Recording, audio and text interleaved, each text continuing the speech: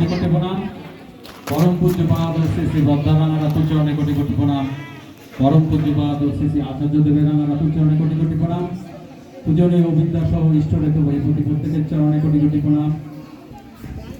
আজকে উপস্থিত শ্রী শ্রী ঠাকুরের পুত পাঞ্জাধারী কর্মীবৃন্দ, ভক্তিমতী মায়েরা, ইষ্টবান দাদারা, সকলকে আমার যথাযথ স্থানে প্রণাম ও আনন্দিত জয় গুরু। জয় গুরু। আজকে পরম প্রেমময় শ্রী শ্রী ঠাকুরের 137তম জন্মতিথি। আমরা কুড়িগ্রাম সৎসঙ্গ অর্গানাইজিং কমিটি, এটা যদি আমাদের সংগঠনের বয়স 3 বছর, কিন্তু এই তালনামী অনুষ্ঠানটা আমরা করে আসছি 16 সাল থেকে। 16 সাল থেকে এই 16 সালে এই মণ্ডপে থেকে আমরা শুরু করছি। এটা 2024 সাল। তা আমরা সবাই জানি, আমাদের সভাপতি মহোদয় বলে গেছেন যে বর্তমান প্রেক্ষাপটে গোটা বিশ্বের যে অবস্থায়, আমরা এই প্রতিকূল অবস্থায় শুধু আমরা বিশ্বাস করি যে আমরা যাকে ধরেছি তার নাম কি? ঠাকুর।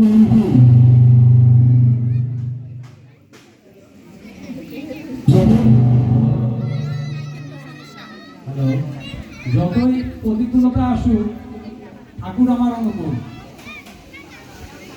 এই বিশ্বাস থেকেই আমাদের এগিয়ে যাওয়া। আমরা গত মাসে শ্রাবণ পরিক্রমা বড় মাস জন্ম মাস উদযাপন করেছি। ভাদ্র মাসে আজকে 27 তারিখ, আর অল্প কয়েকদিন আছে আমরা ভাদ্র পরিক্রমা করে আসছি সব জায়গায়। কুড়িগ্রাম জেলায় এখানে উলিপুর, চিলমারি, নাগেশ্বরী, কুড়িগ্রাম আমরা সবাই আছি।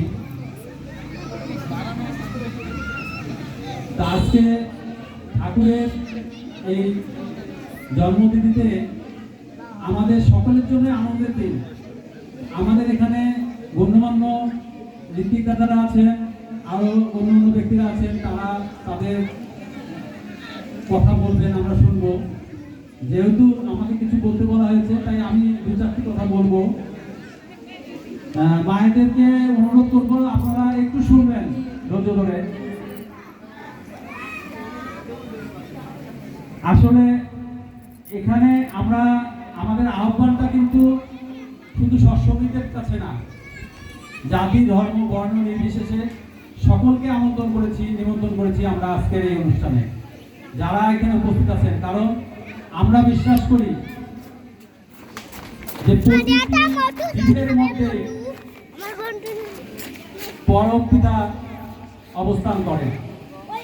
পরম পিতা ওই পৃথিবীতে নাই, ওই আকাশেও নাই, মাটিতেও নাই। আমার মধ্যে আছে, আপনার মধ্যে আছে, সকলের মধ্যেই আছে। আমি বক্তব্য দেওয়ার আগে ওই বৌদি একটা বাণী বলছিল, সেটা আমি আবার পুনঃস্মরণ করছি আর কি, যে বিধির বিধান মানবি যত, যেমন করে যতটুকু কেটে ছেটে আমিও ফল ততটুকু। এটা পরম ব্রহ্মময় শ্রী ঠাকুরের বাণী। তার সশরীরে যতদিন এই ধরনামে ছিলেন, প্রায় 20,000-এর উপরে বাণী দিয়ে গেছেন।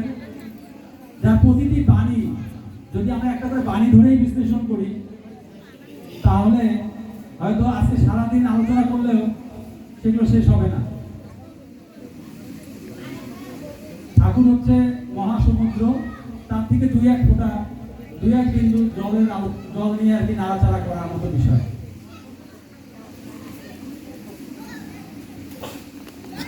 ঠাকুর বলেছেন করো, হও, পাও। খুব ছোট্ট কথা, খুব সহজ, খুব স্বাভাবিক। বাস্তব জীবনে আমাদের মিলাই নেই। না করে যদি পেতে চায়, দুঃখতা আর পিছিয়ে যায়। তার মানে করতে হবে, হতে হবে, তাহলে পাওয়া যাবে। আর আমার যদি কোনো জ্ঞানও না থাকে, চর্চাও না থাকে, শুধু অনুরাগ আর প্রেম থাকে, তাহলেই যথেষ্ট। বর্দা বলেছিলেন একবার কথা প্রসঙ্গে যে ঠাকুর যত বাণী, যত বই, যত কথা বলে গেছেন, এটা নিয়ে যদি রিসার্চ করা যায় সত্যিই জীবন চলে যাবে। তাই সহজ উপায় হচ্ছে অনুরাগের সাথে ঠাকুরের প্রতি প্রেম সৃষ্টি করো, ভালোবাসো।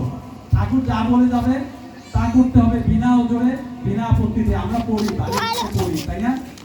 যে সন্তান যখন পড়ি, বিভিন্ন বাণী গদ্য পড়ি, কিন্তু বিষয়কে অনুধাবন করি কতটুকু, এটা বিষয়। আর ঠাকুরের দয়া এখানে যারা আছেন, আমার বিশ্বাস যে যদি সবাইকে বলতে বলা হয়, কিছু না কিছু বলতে, ঠাকুরের দয়া হয়নি এরকম ব্যক্তি নাই। এটা অনুভূতির বিষয়, ধর্মটাই অনুভূতির বিষয়। তা আমি আমার জীবনের একটা অনুভূতি, দয়ার কথা বলে আলোচনায় আসতে চাচ্ছি। সংক্ষেপেই বলি, 2022 সালে অনেক চড়াই উতরাই পার করে দেওঘরে গিয়েছিলাম। যখন দেওঘরে থেকে পৌঁছাতে আরো 4 ঘন্টা, 4.5 ঘন্টা দেরি, ভাগলপুর নামে এক জায়গা, সেখান থেকে রওনা দিয়েছি ইষ্টবৃত্তি এবং প্রার্থনা করার পরে। তখন থেকে প্রচন্ড ক্ষুধার্ত ছিলাম, কারণ আমি কুড়িগ্রাম থেকে রওনা দিয়েছি তার আগের দিন সকালে। তখন থেকেই আমি স্বস্তানি নেইনি, কিন্তু নিরামিষাশী ছিলাম, সেই কারণে বাইরে খাওয়ার সুযোগ হয়নি। বাড়িতে 2টা রুটি খেয়েছিলাম আর 2টা রুটি সাথে নিয়ে এসেছিলাম। খুব স্বাভাবিকভাবেই 26-27 ঘন্টা 4টা রুটি খেয়ে থাকা খুব কষ্টকর। এক পর্যায়ে গিয়ে জলও শেষ হয়ে গেছিল। তখন নাম হয়েছে, খিদার চিন্তা বেশি মাথায় কাজ করতেছিল। কিচ্ছু চিনি না, কোথাও আমার সাহসও পাচ্ছিলাম না, ভাষাও বুঝি না।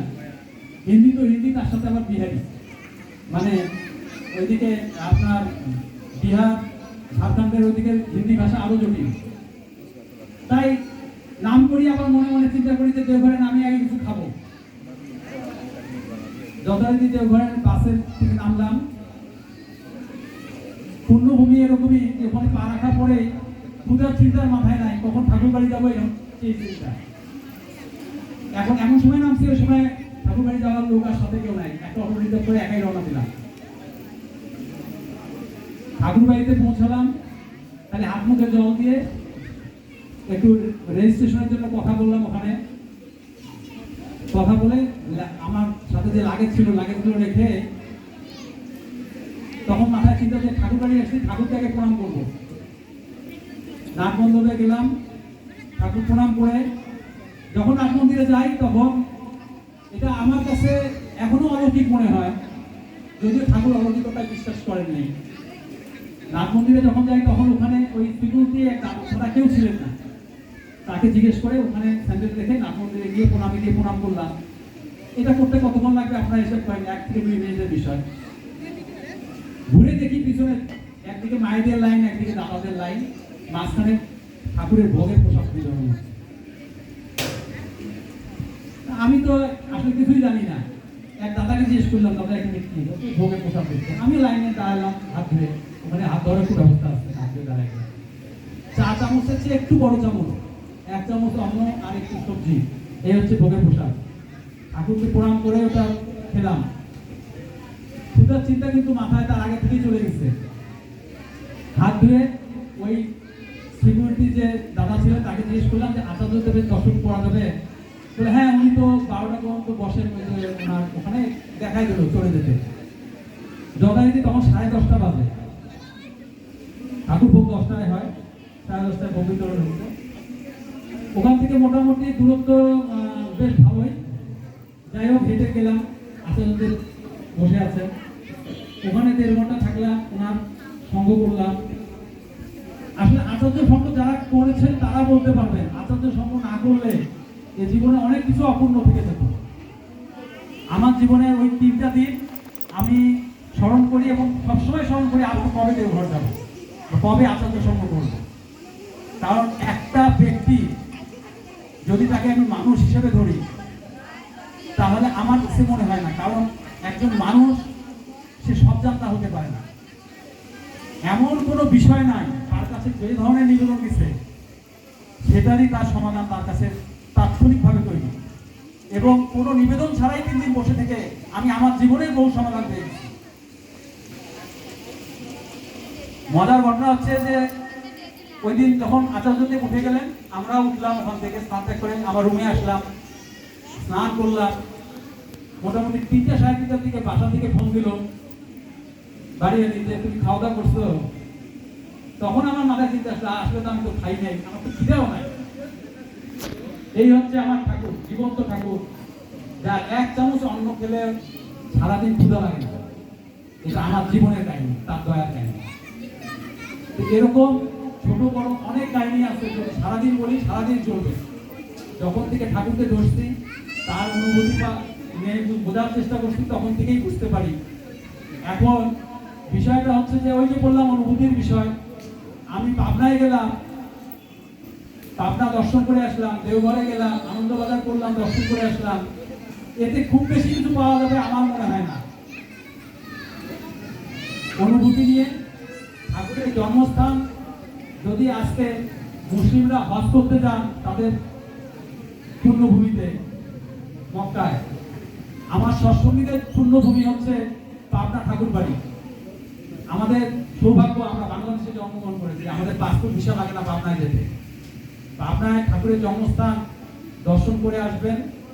আমি ব্যক্তিগতভাবে বিশ্বাস করি, পূজনীয় বিজ্ঞিরা গতবার যে এই উত্তরবঙ্গ পরিক্রমা এসেছিলেন, উনিও বলেছেন যে পাবনা দর্শন ঠাকুরের পাবনা ঠাকুর বাড়ি দর্শন করা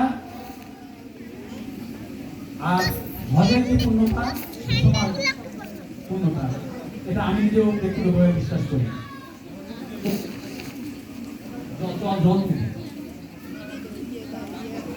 সবগুলাই নিবে। এখন বিষয় হচ্ছে যে এটা তো গেল আমাদের প্রাপ্তির বিষয়, তা আমাদেরও তো কিছু করার আছে। ওই যে না করে যে পেতে চায় দুঃখ তার পিছে ধায়।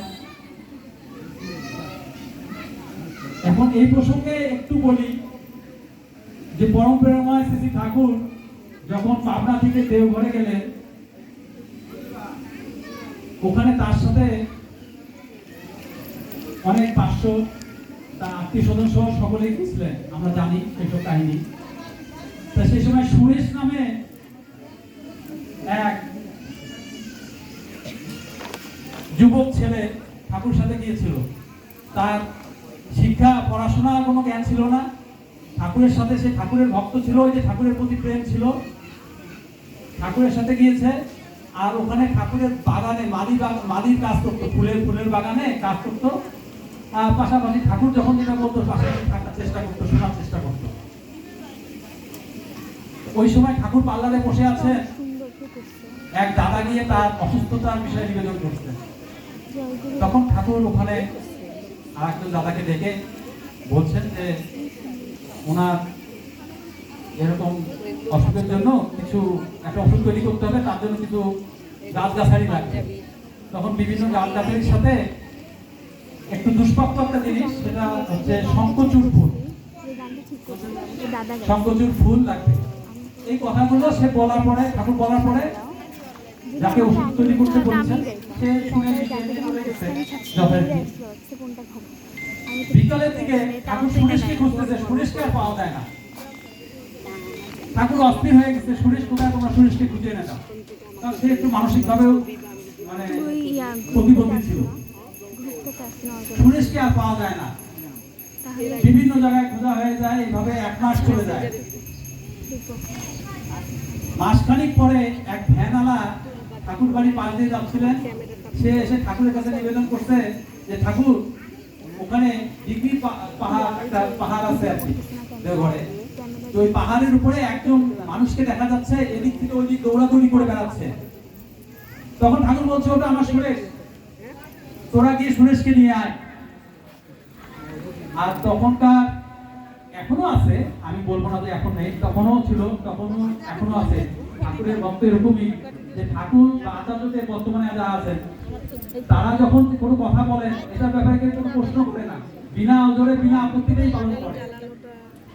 তখন কয়েকজন মিলে ছুটে ছুটে, ওখানে তো বাঘ ভাল্লুক থাকে, সাপ থাকে, বিভিন্ন সবাই গেছে, গায়ে দেখে ঠিকই সুরেশ ওখানে একটা প্যান্ট পরে খালি গায়ে দৌড়াদৌড়ি করে বেড়াচ্ছে। তখন সবাই বলছে, সুরেশ তুই এখানে? আমি স্টক কাজে আসছি।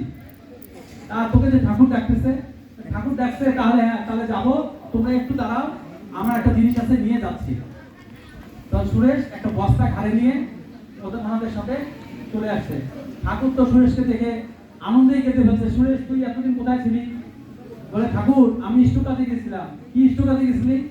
যে ওই যে আপনি বলছিলেন যে দাদার অসুস্থতার জন্য ওষুধ বানানোর জন্য কিছু গাছগাছালি, তার সাথে শঙ্খচূড় ফুল আনার জন্য, ওটা তো দুষ্প্রাপ্য, ওটা আনার জন্য আমি গেছিলাম।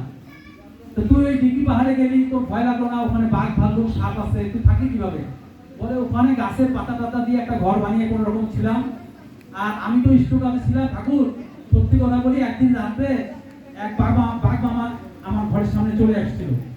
তা আমি তখন বাঘ মামাকে বলছি, বাঘ মামা আমি স্টক কাজে আসছি, আমাকে খেও না, সে আর আমাকে কোনো ক্ষতি করেনি। তখন ঠাকুর বলছে, তুই শঙ্করচূড় ফুল চিনিস? হ্যাঁ ঠাকুর চিনি। কিভাবে? তখন সে বস্তা খুলে ওই বিভিন্ন গাছগাছালির সাথে সেই ফুলও সে নিয়ে আসছে। গল্পটা বলার উদ্দেশ্য হচ্ছে, এটা সত্য ঘটনা, যে আমরা প্রত্যেকে যদি সুরেশ হয়ে উঠতে পারি, তাহলেই এই পৃথিবীতে আর অশান্তি, আর টেনশন, আর এত কিছু মহামারী থাকবে না। ঠাকুরের হয়ে উঠতে হবে। আমি আজকে এই পূর্ণ দিনে সকলের কাছে আহ্বান করবো যে আমরা প্রত্যেকে ঠাকুরের যারা দীক্ষিত, যারা দীক্ষা গ্রহণ এখনো করিনি, তারা দীক্ষা নেই। ঠাকুরের দীক্ষায় আমাদের দীক্ষিত দেবতারা যে সকল বিষয় করে যান, সেগুলোকেই শুরু করি। আস্তে আস্তে আমরা শুরু করি। একদিনে কেউই কোনোদিন আমরা এক জায়গায় আসতে পারিনি, কোথাও চেষ্টা করি। আর একটা কাজ সবাইকে অনুরোধ করবো, যে প্রেম করে ঠাকুরের সাথে প্রেম করে। ছেলের সাথে মেয়ে আর মেয়ের সাথে ছেলের করার দরকার নাই। প্রেম করতে হলে ঠাকুরের সাথে করে, জীবনে আর কিছু লাগবে না। এটা ঠাকুরের কথা কিনা জানি না, আমি আমার জীবনের অনুভূতি থেকে বলছি, যে আমি গ্যারান্টি দিয়ে বলতে পারি যে অনুরাগের সাথে ঠাকুরের কাজ যদি সঠিকভাবে পালন করে যান, আপনার জীবনের বাকি কাজের জন্য আপনাকে চিন্তা করতে হবে না। আমাদের সমস্যাটা হচ্ছে একটাই, কোনটা কাজ আর কোনটা অকাজ, এটা নিয়ে চিন্তায় পড়ে যায়। আজকে তালনবমীতে একটা দিন ছুটি নিতে পারি নাই। স্কুল আছে, কোর্ট আছে, অফিস আছে, আদালত আছে, এখানে কোনো রকম প্রার্থনাটা সারে উঠে চলে যাব। মন খারাপ করবেন না, এটা কিন্তু কাউকে দুঃখ দেওয়ার জন্য বলি নাই। কাজ করতে হবে, কিন্তু কাজ বুঝতে হবে কোনটা আসল কাজ আর কোনটা নকল কাজ। ঠাকুরকে ভালোবাসে, ঠাকুরের জন্য কাজ করে যান, বাকি কাজ করার জন্য। আমি বহুবার বহু জায়গায় বহু সৎসঙ্গে বলি যে ঠাকুরের কাজ করবেন, অন্য কাজ ঠাকুর করে দিবে, অটোমেটিক হবে। এটা জীবন দিয়ে প্রমাণিত। বাকি কাজ নিয়ে চিন্তা করতে হবে না। ওই জন্য ঠাকুর বলছে, ভাবছো বসে চলবে কিসে, ভাববার তুমি কে, ভাববার যিনি ভাবছেন তিনি, তুমি ভালো তাকে। পরম পিতার রাতুল চরণে উপস্থিত অনুপস্থিত সকলের সার্বিক মঙ্গল কামনা করে আজকের মতো আমার আলোচনা এখানে শান্ত করছি। সকলকে জয় গুরু।